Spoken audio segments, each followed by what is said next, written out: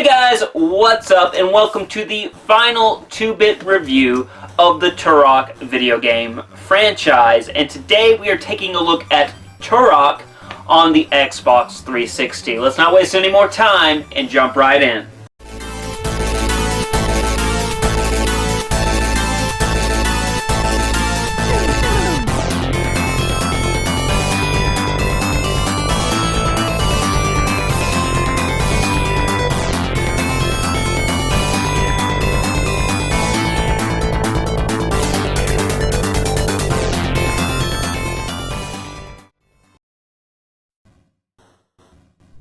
Turok, a first-person shooter developed by Propaganda Games and published by Disney Interactive Studios under their Touchstone Games banner. It was released in the first quarter of 2008 for the PlayStation 3 and Xbox 360. A PC port was released later in 2008.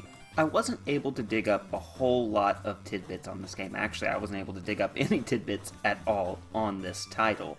What is apparent is when Acclaim went under and Acclaim Studios Austin closed up, Disney's video game division acquired the Turok license.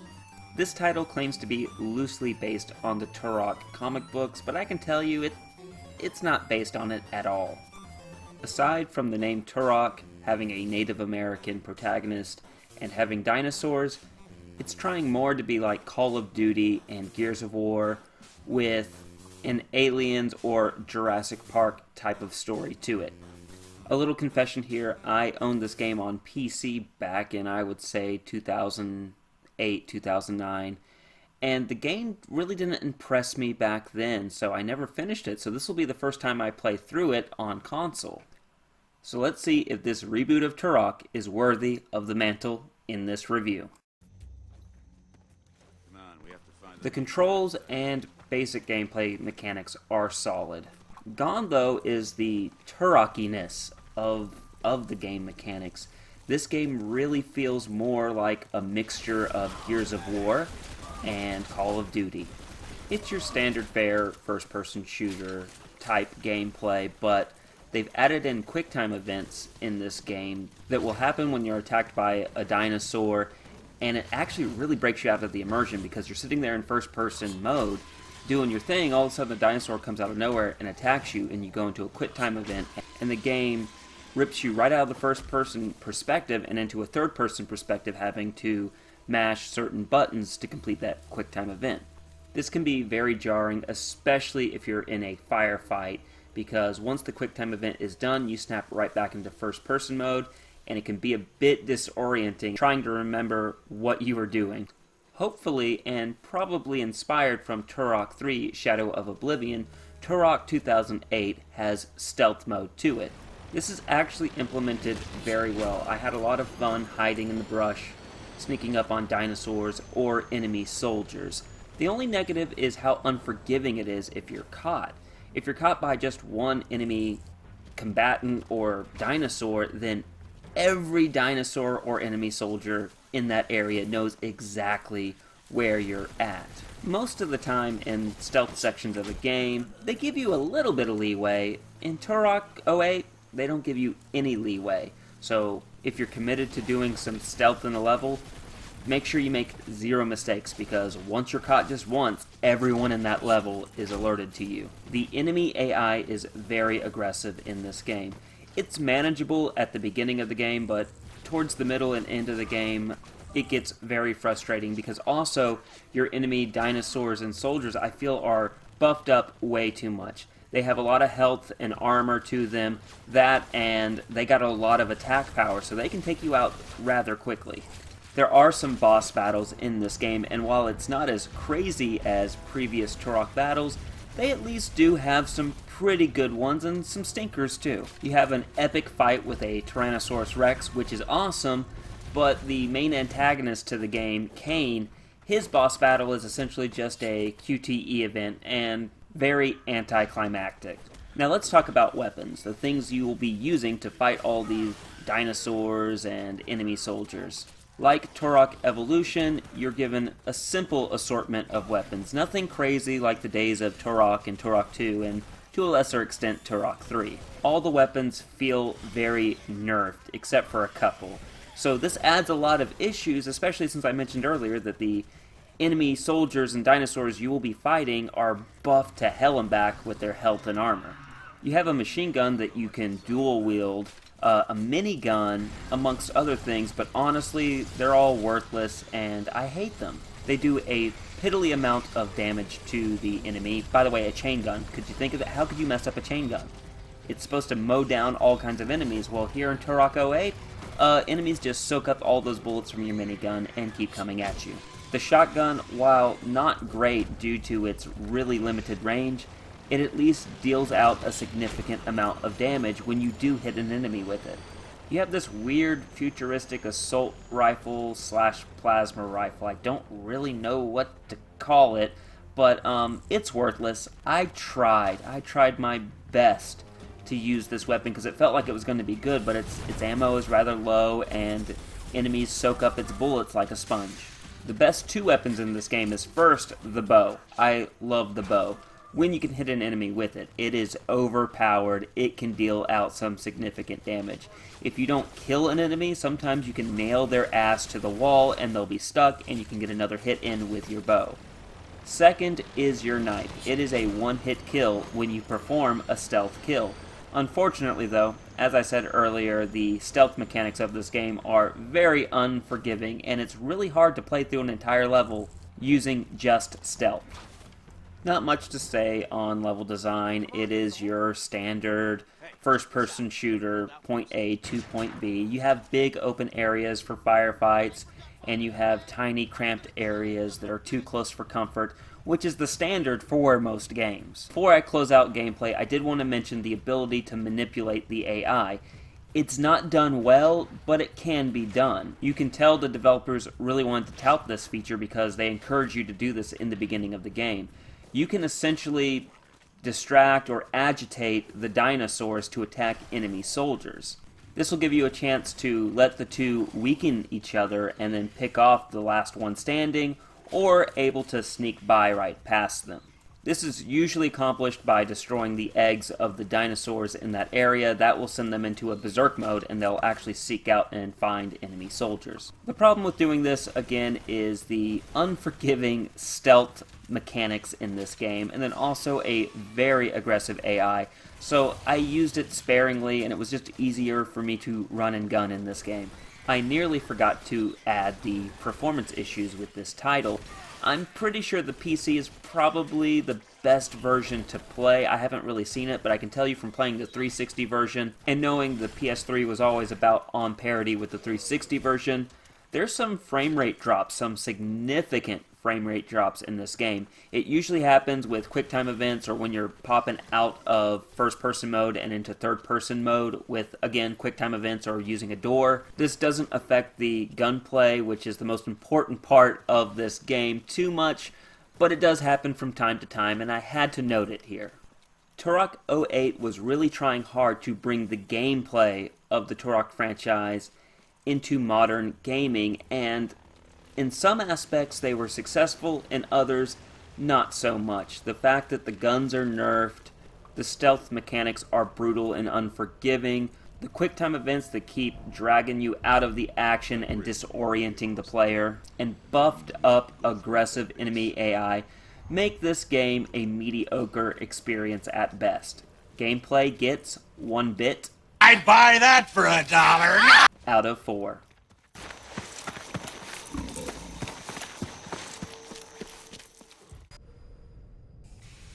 This game has a star-studded cast with the voice acting, and it's all done really well, if you ask me. Our boy Ron Perlman is back, among other really great voice actors. They are all doing a really great job and really going for that Predator/Aliens vibe with their line deliveries. Ambient sounds are awesome. You really feel like you're on this jungle world. The dinosaurs sound amazing. Explosions are awesome. Guns sound really great, even though they don't play great. They do sound great. All the sound effects, voice acting is awesome. The music is serviceable. There's not a whole lot of tracks that stand out. But the meat and potatoes of Turok is not its grand music, at least not in this title. So, with phenomenal voice work, awesome sound effects, and a decent music score, gives Turok sound 2.5 bits I'd buy that for $1. out of 4.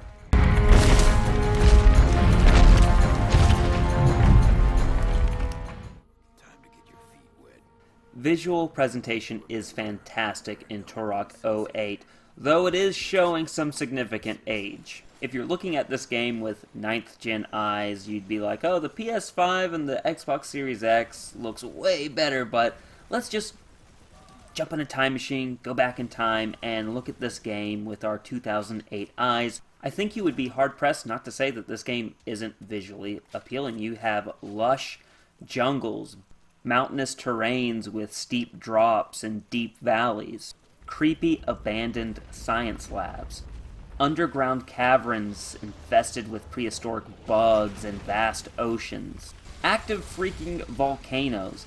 The visual world they created here is amazing, and so are all the different dinosaurs and different creatures that you'll encounter in this game. It is absolutely beautiful. The human models are kind of bland to me. They're really going for that Gears of War look, and none of them really stand out to me. It's just generic dude bra soldier. The story is very simple, cookie cutter. In fact, it has nothing to do with the previous Turok games. This is a complete reboot. In fact, I'll say that this game feels like, you know, when a movie studio acquires the rights to make a movie about a game, and they'll usually just take the name of the game and maybe the name of the main character in the game, but then they create a completely different story, nothing to do with the actual game. Well, that happened here in the reboot, but instead of it being a game to a movie, it's almost like a movie studio came in and said, we're going to make a game, and we're going to put a movie script in it, and that is Turok 2008.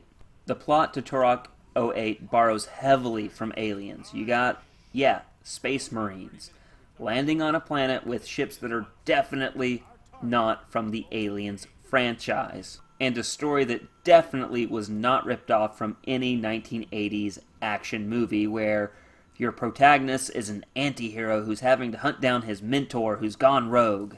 And that's basically your plot. Turok, by the way, his name is Turok. You know, Turok is a mantle that you take up. You have your regular name like Joshua Fireseed or Talset or Danielle. They're people who take a mantle on. Just like, Batman, Bruce Wayne is Batman, but anyone else could take that mantle on. It's a title. But instead of them, just doing a minute amount of research on that, they decided, no, this is Joseph Turok. His name is Turok.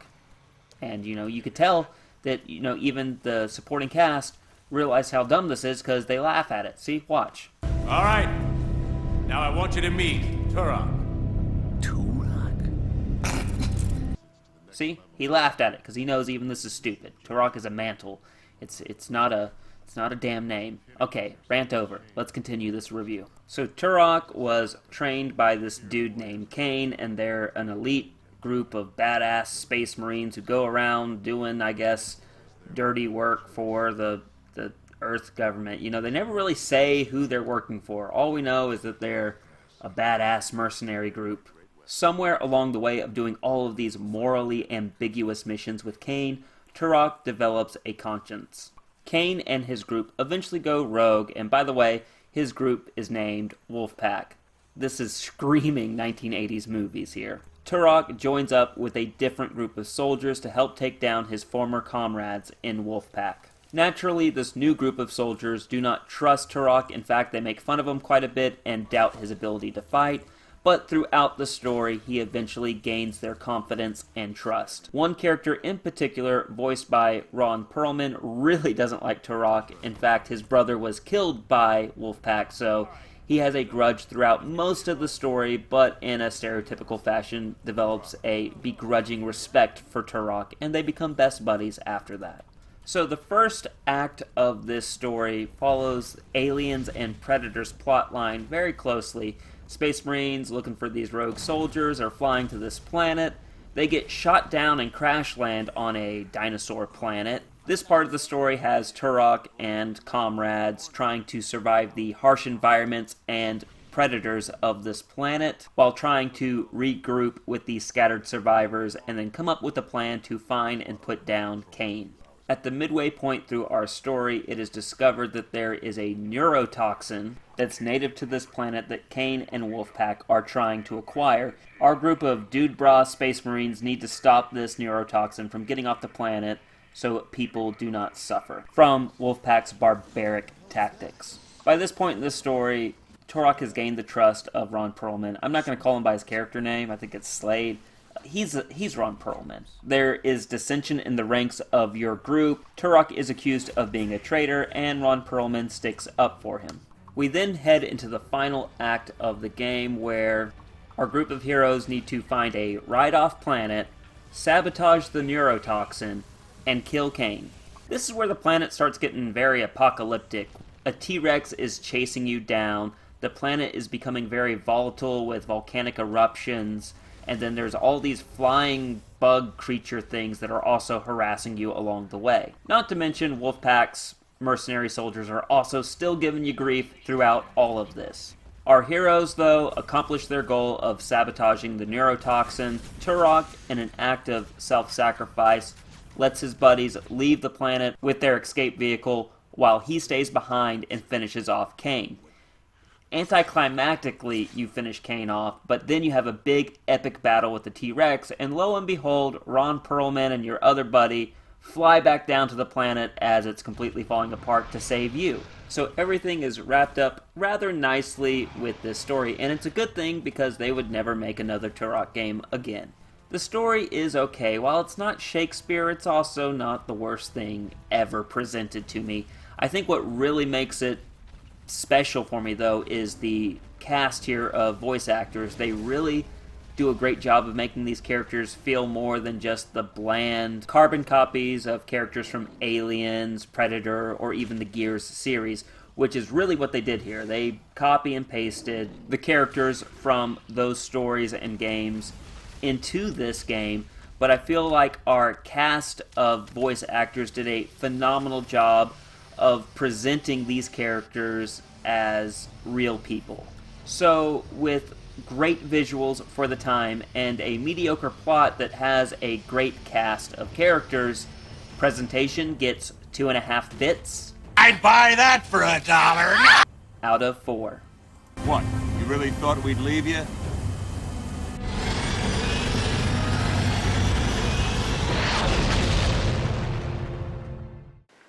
So, Turok on the 360, and I guess to a lesser extent the PS3, was, I guess, an admirable reboot of the franchise.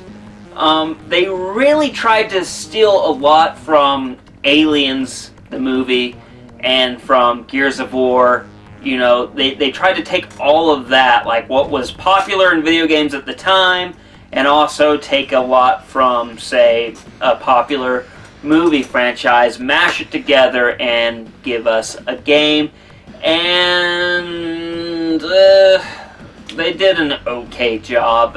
It's nothing really to write home about. It's not a terrible game, but it also isn't a game, I feel, that really tries to be different. They played it really safe with this title, and it shows because there's no other Turok game. We're not going to talk about that asymmetric, looking down, the cartoony Turok game. You know what I'm talking about. We're not talking about that, okay? Shh.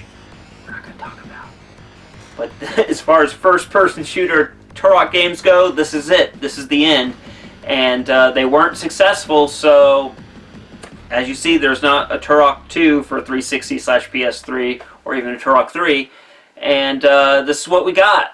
And yeah, my final verdict for Turok on the 360 is a recommended notice. If you can notice the game, you really don't need this game in your collection, again, unless you're a hardcore Turok fan or you just absolutely have to have every physical disc that was produced for the 360 or the PS3, or I'd say it's a physical game, not physical disc. You wouldn't be able to do that. Could you imagine someone going out and buying tons of just copies of different, the same game? Like, I'm trailing off here, but this is more interesting than this fucking game, I can tell you that much for sure. So, yes, it's a recommended notice, and if somehow you're going to buy this game, you can find it super cheap. I believe it's around $6 to $8 depending on its condition, and yeah, you can find it and play it and be as meh about it as I am.